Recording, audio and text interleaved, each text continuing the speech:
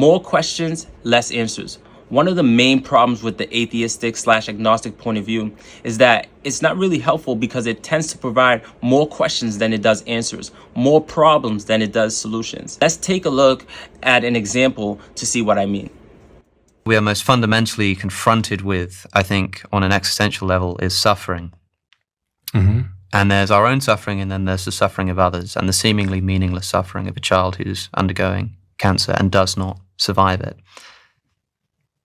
And I'm told that in the face of such existential tragedy, I turn to religion to give us a sort of sense of fulfillment and a sense of explanation. But when asked about the mechanism of how, I'm told it's because at some undisclosed number of years ago, somebody committed a sin against God, and that's why your child has now died of cancer.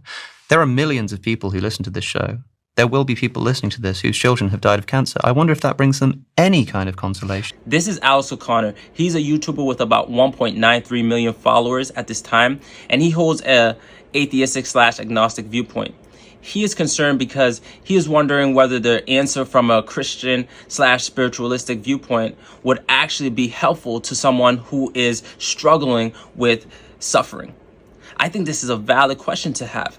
And he is someone who spends significant time thinking about these topics. So let's see if he has a helpful alternative. What's your answer to that? I don't think I have one. He says he doesn't think he has one. How is that helpful?